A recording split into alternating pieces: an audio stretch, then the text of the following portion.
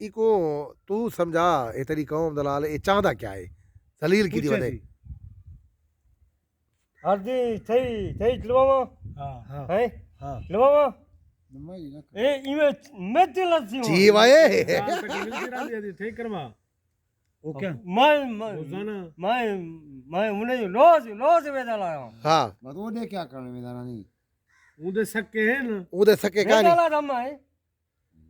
उदे रिश्तेदार का नहीं हाय भाई गुलाम रसूल चाहदा क्या है आधा तलम है थई तले दी मुताला माल भी तेरा पुतला हलाम दा पुतल जो है संडे का खुदा दा बंदा सीधा कारी को लाल दा पला हां ए अगले ने मारता ने गिले करना बताऊं ता मैं को आगे दी नटे तेरा ला दिल नटे हां नाक ला के वो की वो आधा बैठा इधर बोलूं है उधर गिले क्यों करे ए अगले जाने आधा बैठा इको मैं सीधा करा देर न लगती पुतल बलवा थई चला दूसरा तू सो मेरे कथे देख मरता पे क्या ठई को दाने गलत गल न करावे इमे ताज ता अपली ताला ली तो हां खाना को छोड़ जा गेना जाते गेना देना ना है भाई गुलाम सुने तेरे गिले क्यों करने बस्ती में सारे को आदे बता ये ते ऊ है मैं पोट जमदो हां इमे चोट ने छल मले तू गिले क्यों कर दे तू क्यों कहनी शरीफ आदमी है चोदा तमाम पिछो ए तेरा क्या दे बता ए तेरा क्या दे बता ए देख ए तेरा क्या दे खत्ता में चोदा क्या दे देख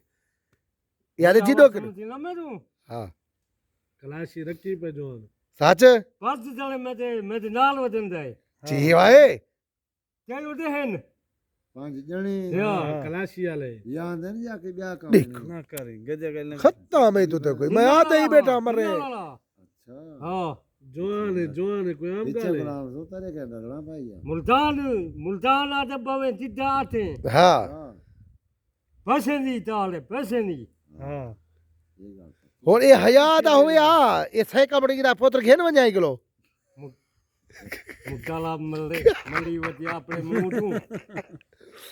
सैदल मोटल थियो सलानी साथ वेदा हां हां चितले ते हां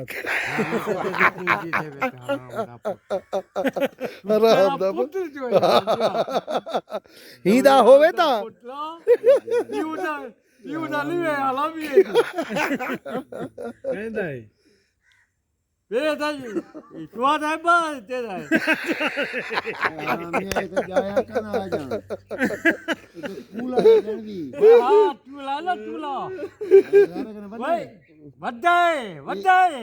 वड्डा जाने ने यो ये भी दे अल साउंड वदा यार